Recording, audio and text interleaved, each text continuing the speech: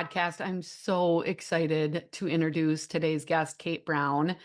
She is an amazing school social media storyteller from the Waterford Union School District in Wisconsin.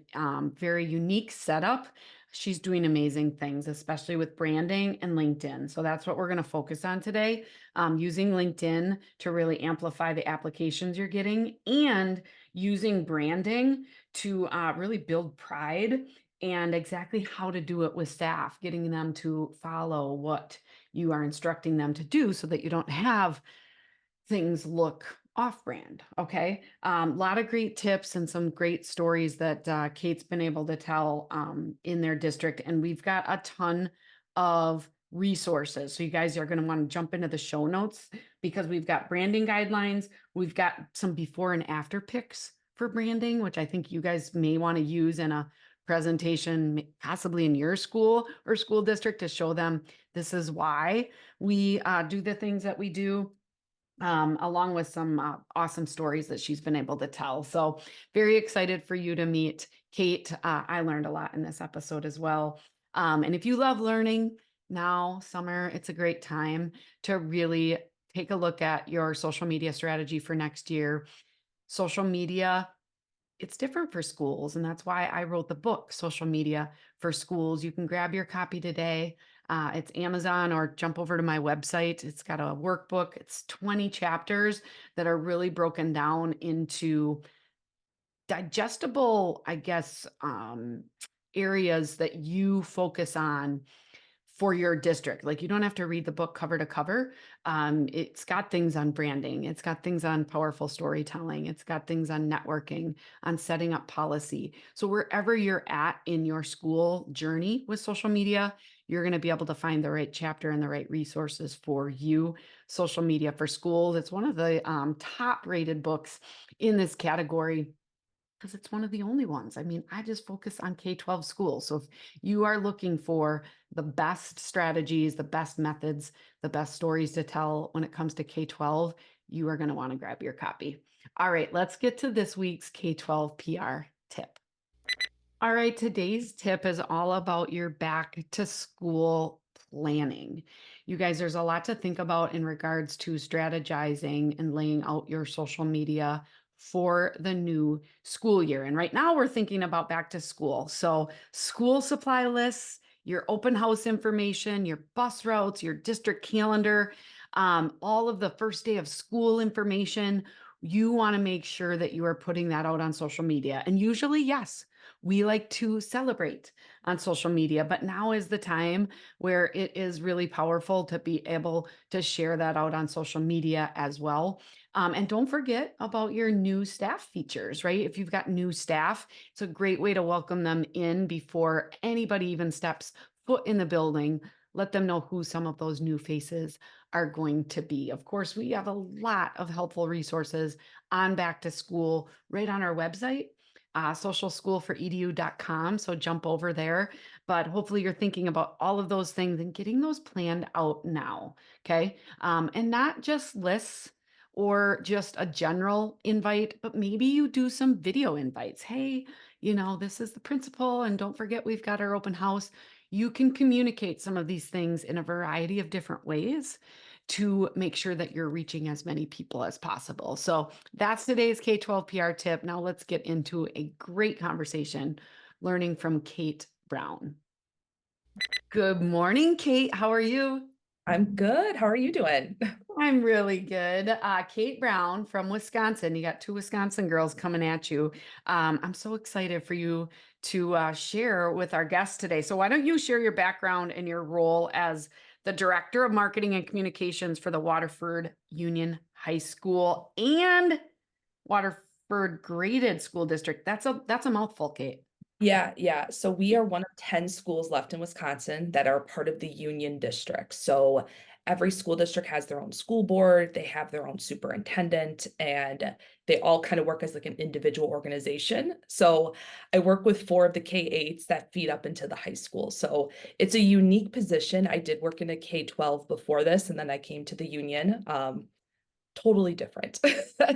Very, very a lot of communication, a lot of listening, but I am the director of marketing communication, and then I do have one other person on my team who helps with communication, community engagement, social media, things like that. So, yeah. Okay. So why don't you just share, well, I guess first share like how many students then that you represent? You represent the whole little unif or greater Union, district, union district and then some of the individual schools, is that right?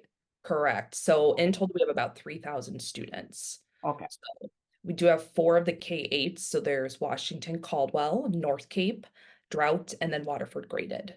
Okay. Awesome.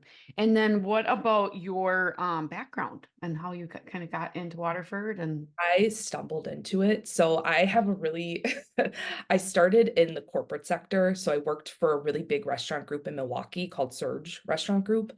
And I did marketing, social media, and events there. And my mom's a teacher, and she said, "Hey, on weekend, I saw this job posting. I think you'd be interested in it." And I remember saying, "I don't want to work for school. That's not my thing." But at the time, hours were crazy. So I thought, okay, I'll throw my name in the hat. Ended up getting the job. And then I love what I do ever since. so was Waterford your first school district that you work for? No, so I actually worked for Muskego, Norway School District. Okay. And I so was how there for a couple years. okay, how long ago did you start?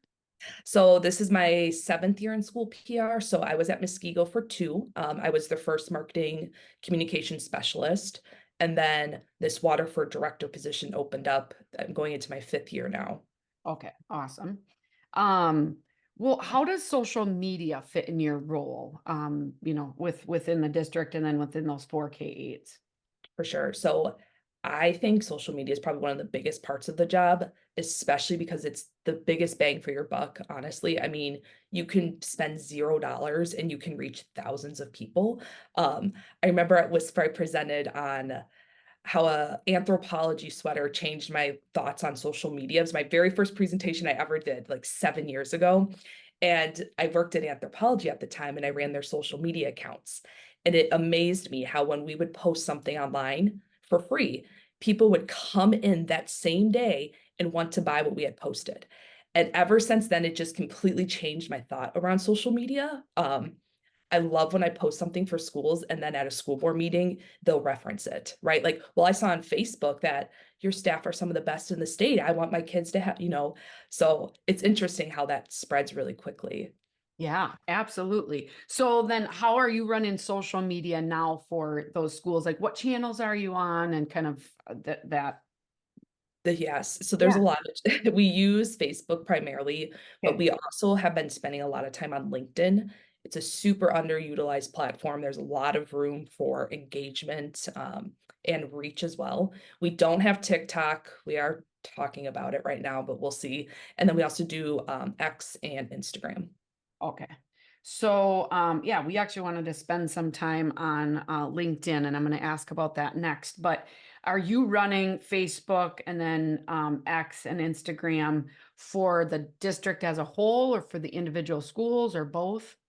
So for the Waterford graded and Waterford Union, me and then Madison's my teammate as well. We run all the social media accounts for them. So they do have Facebook, Instagram, LinkedIn, and X. And then the 3 smaller K-8s, Drought, North Cape, and Caldwell, they have people at their buildings that run their accounts.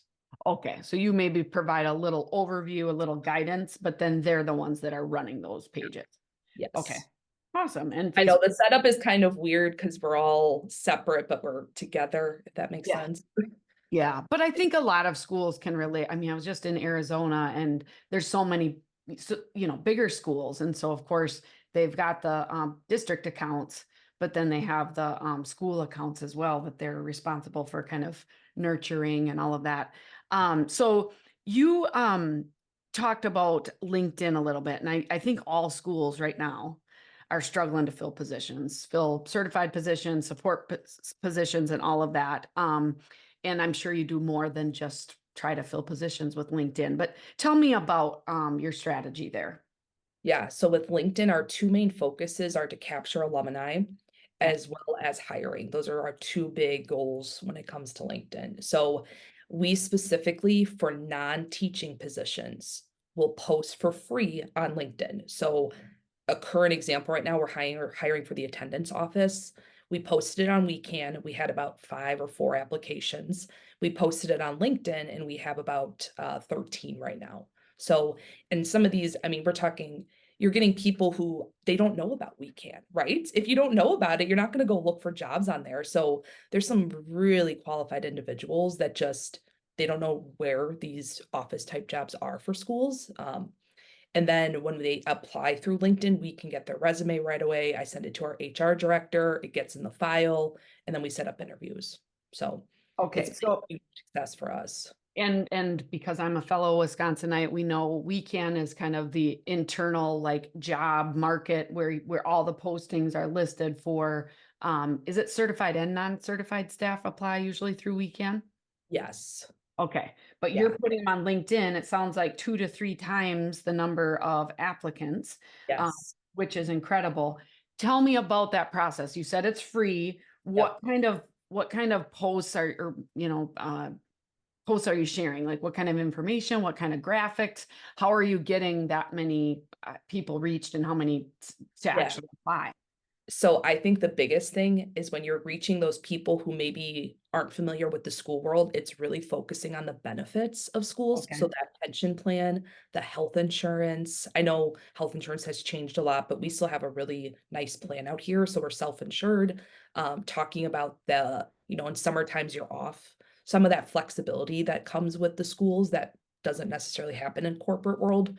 Yeah. Um, the 401k if you have a matching program. So we've really focused on those in like our first paragraph.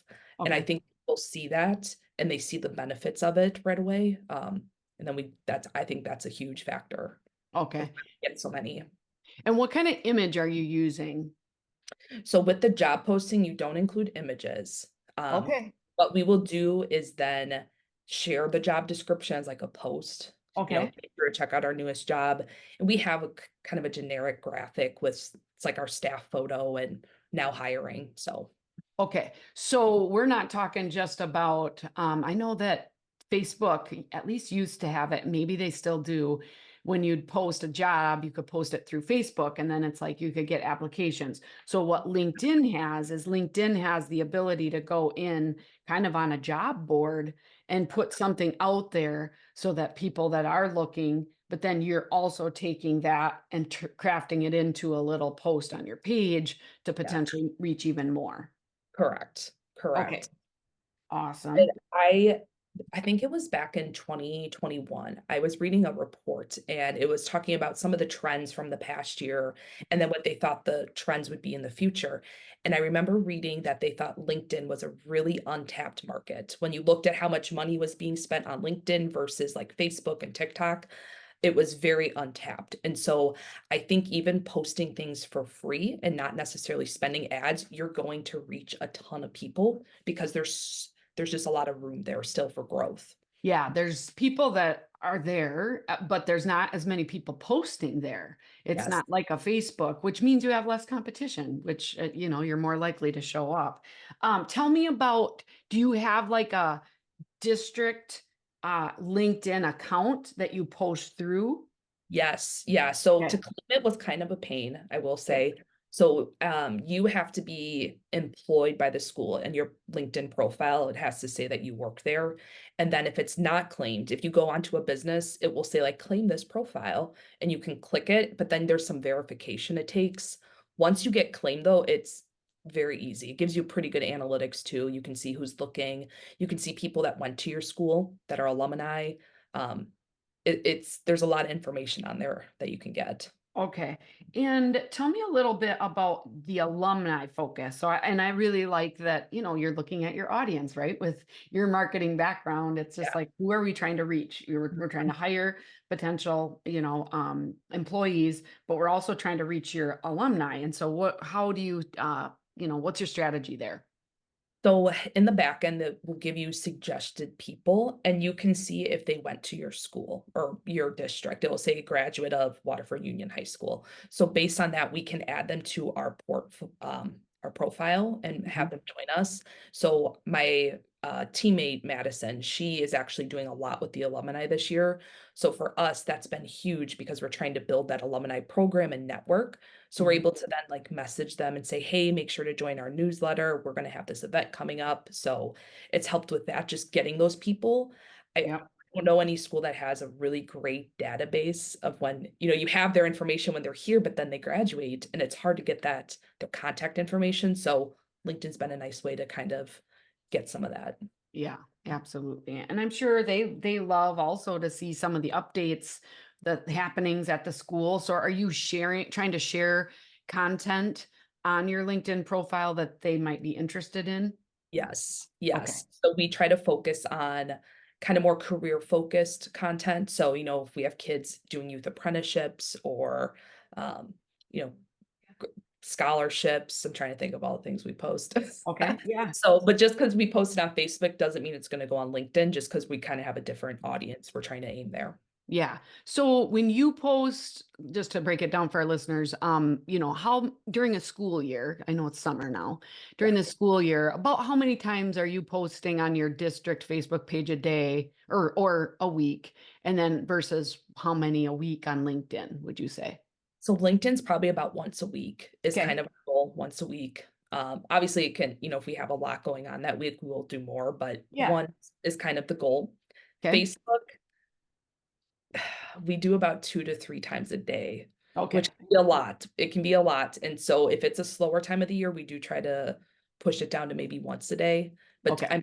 towards the end of the year, it's just Bonkers. crazy. I feel like we get content from everywhere. Like we have this and this and this, and you're just like scheduling it out for weeks in advance, trying to Yeah. get it caught up. Yeah, absolutely. Well, I think everybody just breathed a big sigh of relief, Kate, because it's like whenever you take on an additional channel, you're like, can I handle this? You're basically saying, hey, once a week is a great goal. Sometimes if you post more, that's fine. But I do think it can be definitely a big possibility. We'll definitely get your contact information and we'll have the your LinkedIn profile for Waterford Union. I've also got a resource just on how to start kind of a LinkedIn page for your school that I'll just include in the notes too. I'm sure it's always changing. This was written probably a year and a half ago or so, but it'll give some information. So that'll be really helpful. Awesome. So the reason why I asked you to speak is because you recently presented in Green Bay on the power of branding. And you did such a great job because, I mean, I'm never one to want to use like kind of not so great examples, but you used them because it was kind of what you went into with your school. And hey, everybody who's out there that has stuff on their pages that you're just like, oh, that's not that great, or I'm doing the best I can, that's okay. All right. But we can do better. And there's some really helpful tools. And so I think you shared a lot of simple strategies. So could you share some of those simple things to improve your branding efforts? Yes. So thank you for coming to my session, by the way. But Yeah. one of the things I always love is when people say that, well, your job is so easy. Why do we need this in a school district? I mean, I'm sure many of us have heard that before, right? Like, I don't understand why we're paying for this. And then when you look back at when there wasn't the position, it's like, oh, now I see. Now I understand. And it's not a knock to the people that were doing it before, but there is a reason we are marketing communication professionals. And this is what we do. So when it comes to branding, I am a stickler. Everyone around here laughs because if I'm in a meeting and I see something, they're like, Kate, I know it's not on brand. I need your help with it. And I'm like, perfect. So they know, people know. And it matters. It's the first thing that people see, right? Whether it's social media, your website, newsletters to your parents. I mean, this is your image and your brand that you're representing. So for me, I put a lot of pride in that. I want it to come off professional, clean, put together, consistent, because then it makes it look like we are also consistent. We know what we're doing. It just everything works together. So some of my favorite things I always say for branding, I think people don't know where to start, but the truth is you probably already have a good start. You probably have that mission, you have your vision, you have a logo most likely. My biggest tip is if you have a logo, especially if you paid to have it done, you can trademark it with your state. It costs $15. The process takes about a month. It's super easy, but it protects you from some of those bigger companies just taking your logo and selling it without you getting a commission from it. So that would be my number one tip is just trademark your logo. Super cheap, really easy. If you have questions, you can email me. I can give you the link on how to do it.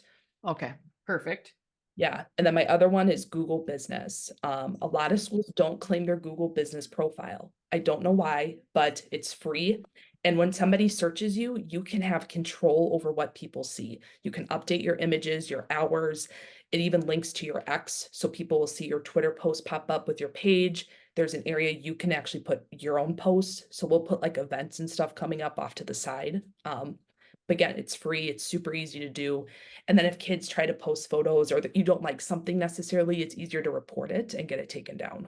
Okay. All right. Perfect. Got trademark, we got Google Business. I think, you just kind of talking about that professional, clean, consistent. And I Yeah. think it was in your presentation, was Oh, it yeah. like, basically low quality means like low quality education. And it's just that that's true. You kind of shared some examples and it's just like you branding and that image, it really, really does matter. So I'm assuming you have a branding guide, and how have you kind of carried that out throughout your school district? Sounds like they know that you They are know. trying to represent that, and I'm sure you Yeah. do it in a loving, encouraging way, but it's like, hey, we've all got to get on board. And I think many listeners probably struggle with that a little bit. So what advice do you have there? Yes. So number one, I know a lot of schools use Canva as a Yep. district. Set up your brand kit for Okay. your entire district. Put your logos in there, your approved fonts, the approved colors. That has helped when our coaches want to make flyers. Yes, it may not be to the quality that you would probably make it as a professional, but at least it's on brand. They're using the colors, the fonts, the images. It's a little bit more consistent. That'd be my first tip. And then the second one is, ooh, sorry, can you repeat that? The question you had? Well, just of how you carry it out with your staff. Like, Oh, being able to make sure that it's kind of carried out beyond you. yeah. So you said setting up your brand kit and making it easy for them to do some stuff themselves, even though it might not be as good. But yeah, That's any other thoughts on that? I totally just blanked. I don't even know why. Kate, this is so authentic, okay? I know. So I just yesterday was doing a keynote presentation. I blame it on the elevation a little bit, because I was in Flagstaff, so we were at like 7,000 feet. But I Ooh, like started to blank out. I gave him a little activity. I had to sit down and drink some water. I'm like, ooh. But yeah, I think it is challenging. What kind of difference do you think that branding has made since you've been part of Waterford? What have you been able to see the impact being? I feel like there's more sense of a pride in the district, Mhm. whether that's a community pride or a staff pride. I think that when there's that consistent approach, especially being a union, it's a very unique situation because we are all separate. If Mhm. one school wants to do something and the other district doesn't, they can. So there, it may not align with what the high school's doing, but at the end of the day, all these kids are coming up to the high school. So you work really hard to try to be consistent. So if Mhm. you can, especially branding. So one of our biggest projects we just did was our website. So all of us had separate websites. Some were on Final Site, Aptigee, WordPress, um, Blackboard, Presence. I mean, we were all over the board. And this Okay. past year, we actually went to Final Site, and now we are all the same website. We all have the same design. So as parents, no matter what district you're in, it's going to be the same across the board, whatever, especially when they come to the high school, same information, same layout. So it's not huge changes there. So that was a big one for us. But Okay. oh, Okay. branding guidelines, that's what we were talking about before. Oh, Before I yeah, yeah, blinked. yeah. Yeah. See, So we I had knew it would come back. the Canva kit, which was really Yes. good, but then you also had some branding guidelines. Okay. So the high school it's a 12-page branding guideline. We give it to every single vendor. So that's our athletic vendors, that's our clothing providers, people that do any of our graphics or printing. And it's everything's laid out. We have our logos, fonts, colors, secondary, main logo, everything's in there. Elementary schools, we do a one-page Okay. branding guideline, which has worked really well. So I can send those to you after if you want to have Yeah. They're super nice to have. I think high school needs a little bit more intense of a branding guideline than like your elementary schools, but Yeah. just so people have an idea, and keeps them in line. Yeah.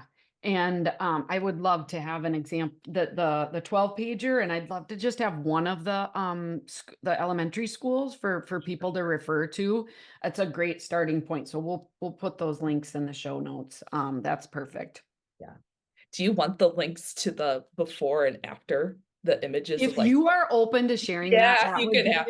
really good because for some of the folks that are listening to this, Kate, they may still have the people in their district or school that did the stuff before, so they don't want to use examples from their own school. But Yeah. being able to show them, I just thought it was brilliant. I love going to presentations. I'm always learning from people like you and Kate. You're doing such a great job. But when you showcase that, it was so obvious. And Oh, I help schools all over, schools that don't have a school PR person, and we kind of can come in and help do that. So I've never wanted to do those before and after, but I'm like, that is really a powerful, like people who don't understand branding and marketing, once you see that, you are like, oh, yeah, that does make a difference. my biggest one is that fourth or incoming 4K registration. Like it was literally the colors of our neighboring school district. We used stock imagery. We had like 6 different fonts on there, and that's what was mailed out to people. And I get it, that was the best we could do at the time, but we can do better. That's your first impression that these parents are seeing. And uh, to me, Yeah. it speaks volumes. Yeah. And, for some of you listening, you don't have the training. Well, and I don't have the proper training. I wasn't a marketing or communications major in college or anything, but we can learn from folks like you that have these kits or this branding, and you can take baby steps to have the right hex codes, which are the color codes that so everything matches. Canva, it really helps. It's not a foolproof way because you can still screw that up as well. But it definitely is going to help. And then being able to look at other schools that are doing well. So I think just we're going to link to some of these social channels and your website. So I think when people see that, then they'll be like, oh, I get it. And, it's still summer. I know many of you are getting ready for the school year, but you still might have a little bit of time to work on this before school starts. And so, do you talk with your staff at the beginning of the school year or with new staff about, some of these rules around some of the branding? How do you handle that?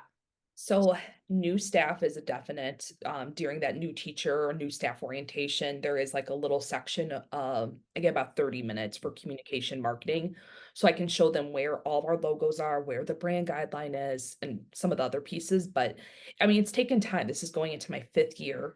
Um, and we just got a new website in year 4 for all the districts to align, so it doesn't happen overnight, but it's that consistent. And once people see your work, they're like, oh, I want that. And then that's when you're going to start to get the request. And even the little things like setting up your Canva brand kit can save yourself a ton of time, Yeah, just so much time. Because people, I think once they see it and they understand it, they want to do it. I just don't think they know how to do it. And right. so giving them those tools to hopefully make them successful. Yeah, there's a lot of free trainings out there on Canva. I'm going to give just a little plug to my membership group because we're actually doing a Canva camp. We're doing 5 days, and we're having different people from the group share how they're using Canva in their schools or districts, focusing on different things. But that brand kit, we're going to specifically walk through how you do that and how you make it available for other people in your school to use to kind of set them up for success. So that's Yeah. awesome. Yeah. So going back to just in general social media, I know you're doing a great job with storytelling. And can you just share some of the best stories, maybe over this, looking past back to the 23-24 school year, some of the best stories that you've been able to share on social media, maybe the impact that they've made for your district? Yeah. There's 2 from this past year that are, I'm kind of biased. They're my favorite stories. I mean, they're Okay. all really good, but these are probably my 2 favorite. The one, it was kind of interesting. So a staff member had approached me and said, "Hey, I don't really think this is newsworthy, but," and then told me, so we actually have our first time ever, we have a student that was accepted into the Wisconsin Youth Leadership Forum in Madison this summer. And it's a camp for students with disabilities that learn leadership, communication, advocacy, and career type skills. And the application process was really intense. It's very selective, and he got in. First time ever we've had a kid. And when she told me this, I'm like, yeah, this is newsworthy. Like, are you serious? You don't think this is? So it's interesting what people don't think is cool. And then I'm like, yeah, tell me this type of stuff. So, and just sitting down and interviewing the kid for a news article, super fascinating. Like the most like interesting person I think I've ever met. Just very analytical, but he's like so excited for this camp, right? And after the news article got published, his mom sent me the nicest email, and just like, thank you for taking the time. Like he was so excited. And it's stuff like that that makes you feel like, huh, okay, I'm doing something right here. So Yeah. that was one of my favorite stories. Okay, so and you got another one, but so you did kind of a more news story that I'm sure you put on your website. Yeah. Maybe how else did you share that story, and how did you get it onto social media? Did you share a snippet of it? What, tell me. Yeah, so we did press release to our papers, and it did get printed. We did Okay. high resolution images of him outside. I don't like using their school photos if I don't have to. Yeah. I just feel like they look kind of generic. So we took a nice picture of him outside our building, with the logo, the Youth Leadership Forum logo. And then we put that up on Facebook, and then it is on the website too. So that high image or high resolution image as well as the article. Okay, awesome. And did you include the whole article on Facebook, or did you include a Just snippet and then a link to the whole article? yes, snippet and link. Okay, perfect. Because some people ask that, Kate, and I always just say, you know what? In some cases, it's great to include, the link to it. Or I said, if you do put the whole thing there, people are like, they might not read it. And I'm always like, well, if they want to read it, they will. And if they Exactly. don't want to read it, they're going to pass it on. So either way, some of you may not have as a robust program as maybe Kate does, where she did the press release and got it in the newspaper and gets it on the website. But I would say it is worth it to put it on the website, definitely. And did you share it out in any like newsletters or anything like that just to get more visibility? Just curious. We did not. Okay. We did not. So our newsletters, we kind of keep to strictly informational Okay. purposes. Yep. Because then we run into that problem of like, well, why didn't you share about my student and my, Yeah. so we try to keep that short. Okay. All right. Yeah, I like that. Good deal. Okay. And what was your other story from this last year?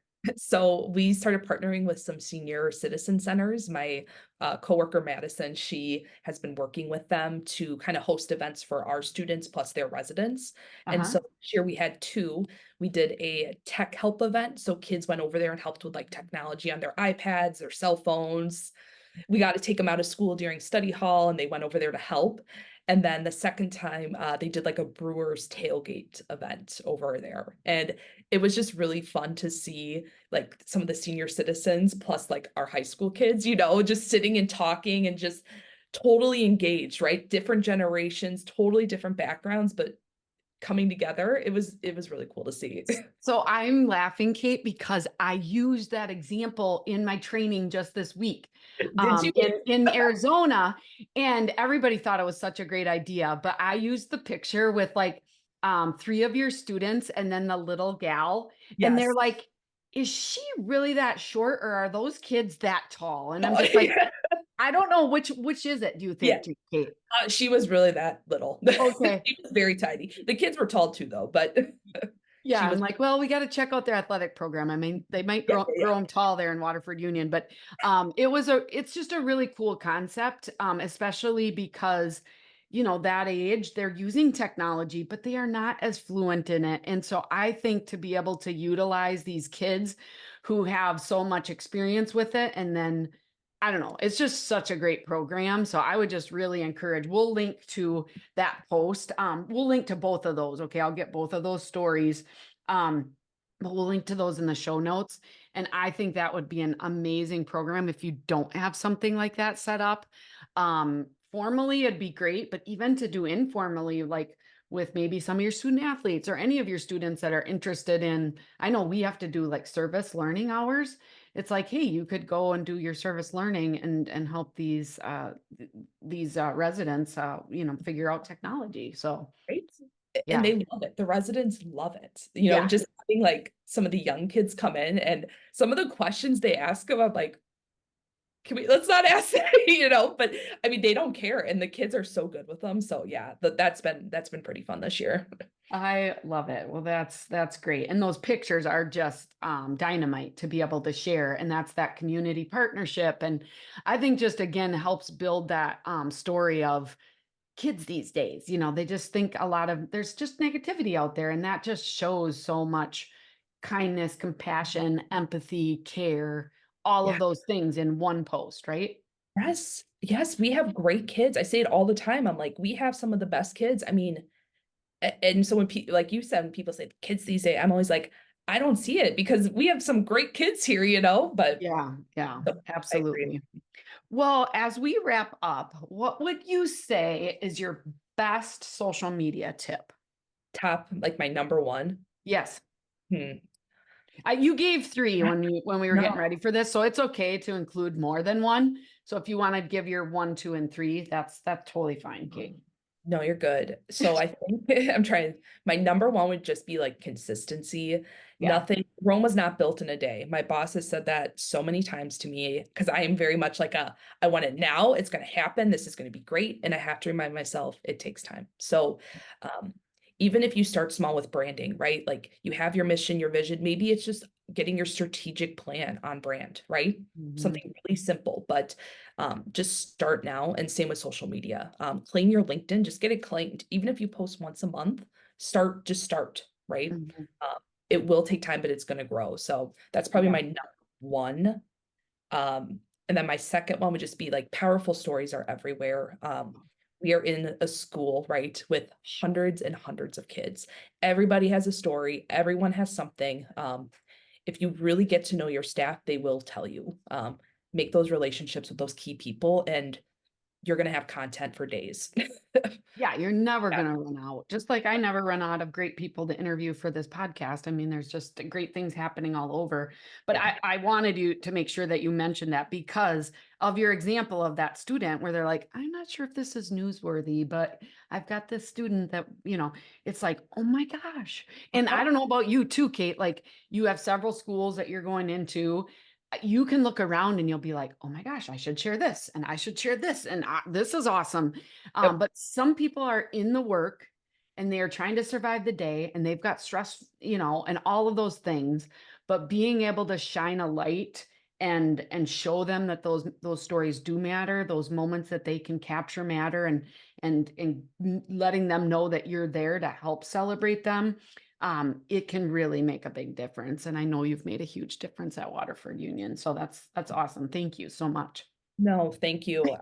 Schools right now are just, they get such a bad rap, Mhm. everything in the news is just not great for public schools right now. And so, if we can keep building those positives and showing like, hey, here's what's really happening, I there's no end to it, right? Right. I think to me, our positions and our roles are more important now than ever. Um, Yes. so Yeah. I love seeing schools invest in these type of positions and seeing it expand. I know Wisconsin has boomed. I'm sure Mhm. other states have seen huge growth in this area, so I love it. Yeah. Yeah. Where was I? On Alaska. They're going to be adding a full-time person. And I was just talking with their superintendent at the same conference that I heard you talk. And their administrative secretary started doing the job, but then they really saw the value. Now they're going to hire for a full-time role for that.